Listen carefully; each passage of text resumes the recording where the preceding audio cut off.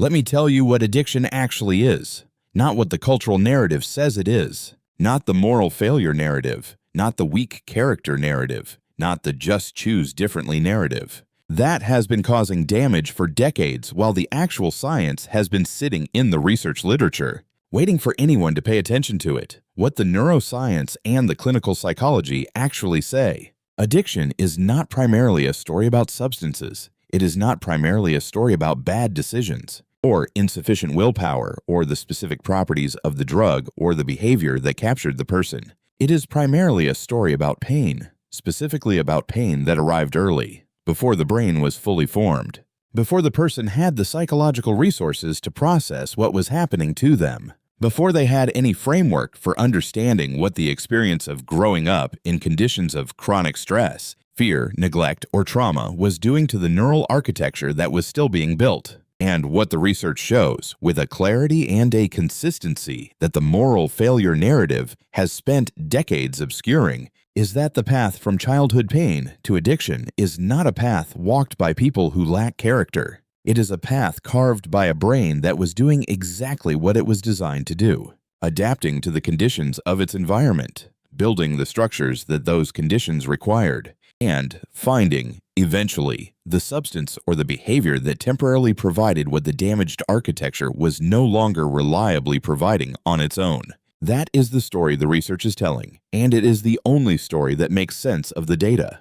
Let's start with the brain, because the neuroscience of childhood adversity and its consequences for neural development is the foundational piece that everything else builds on. The developing brain is not a smaller version of the adult brain. It is a fundamentally different kind of system, one that is specifically designed to use the environment it is growing in as information about what kind of world it is being built for, what level of threat is normal, what level of resource availability is typical, what kind of responses to stress are going to be most adaptive. This process, called experience-dependent plasticity, is one of the most remarkable features of human neural development. The brain's extraordinary capacity to be shaped by experience is what allows human beings to adapt to an enormous range of environments. It is what makes us the most flexible species on the planet. And it is what makes childhood adversity so neurologically consequential. Research by Bruce McEwen at Rockefeller University on the effects of chronic stress on brain development found that sustained activation of the stress response system, the HPA axis,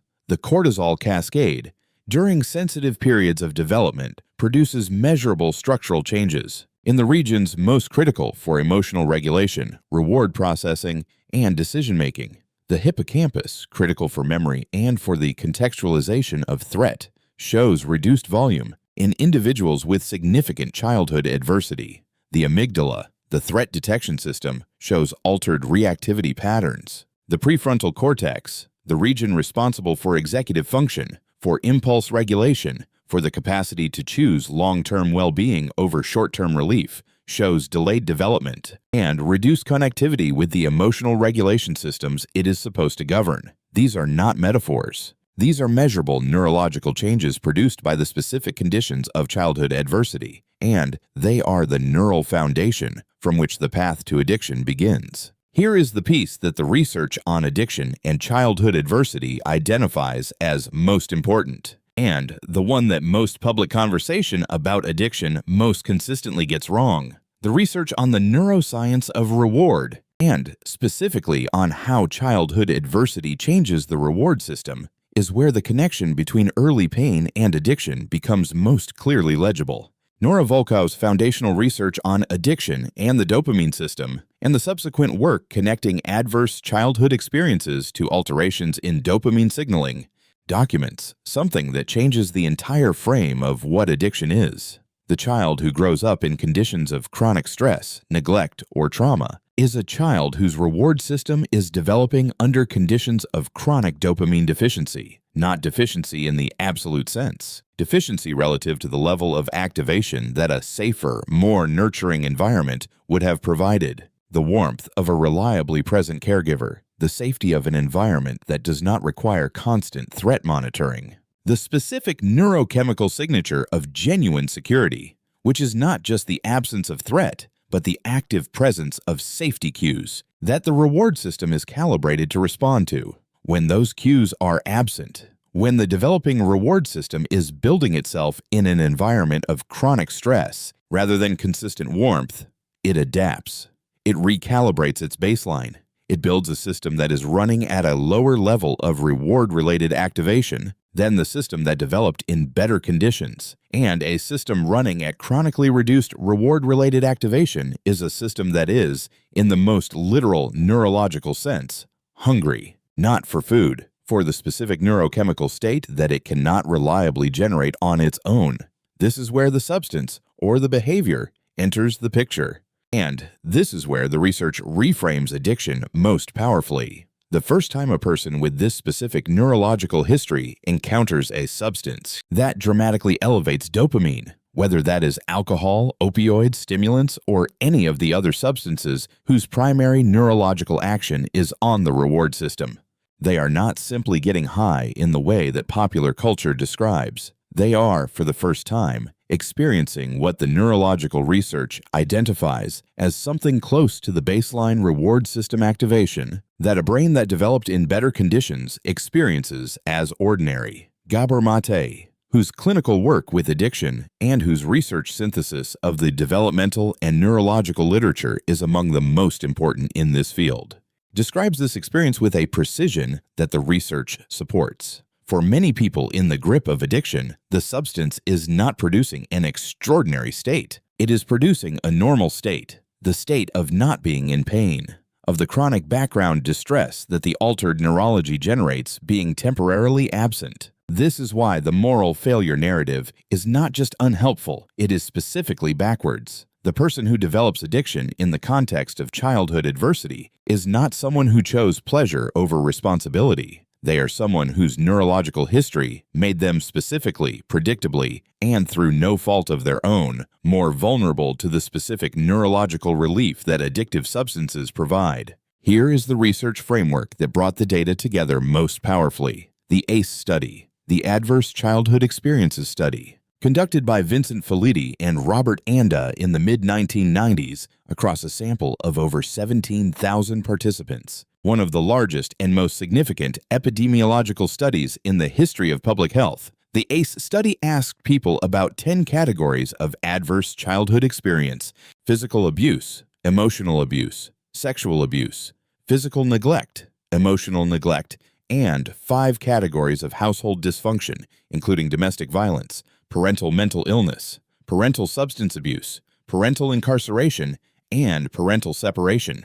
And then it looked at health outcomes across adulthood. The findings were so significant that when Felitti first presented them, the response from the medical community was skepticism. Because the dose-response relationship between childhood adversity and adult health outcomes, including addiction, was so strong, so consistent, and so linear, that it was difficult for a field that had not been looking at this connection to accept immediately. The research found that individuals with 4 or more ACE categories were 7 times more likely to develop alcohol dependency than those with no ACEs. Individuals with 5 or more ACEs showed dramatically elevated rates of illicit drug use. The relationship between the number of adverse childhood experiences and the probability of substance use disorder was not incidental. It was one of the strongest dose-response relationships in the epidemiological literature. This is not correlation without mechanism.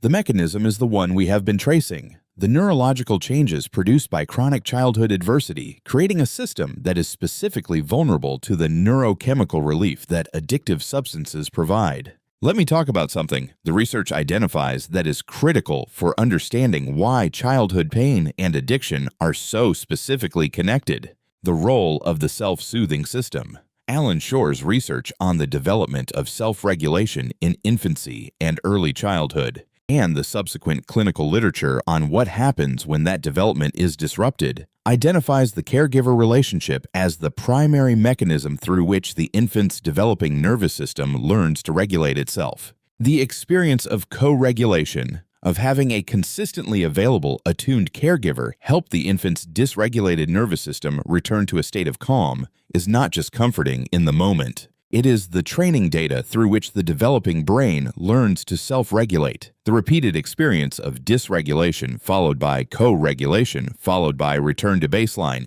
is how the neural architecture of self-regulation is built. The child who does not receive adequate co-regulation, whose caregiving environment is itself dysregulated or absent or frightening, does not receive this training.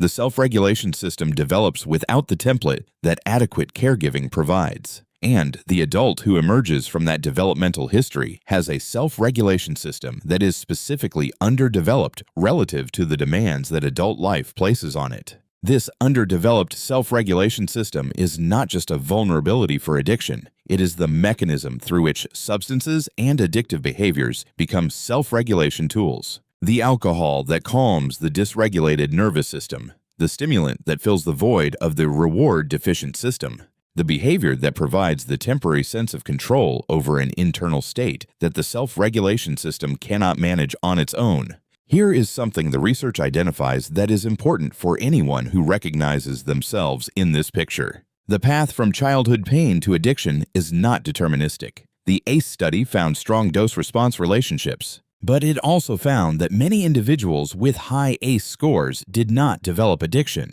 The neurological vulnerability is real. The risk is elevated, but the outcome is not fixed. The research on resilience, Emmy Werner's longitudinal work, and the subsequent literature on what protects against the conversion of adversity into disorder identifies several factors that moderate the relationship between childhood pain and addiction.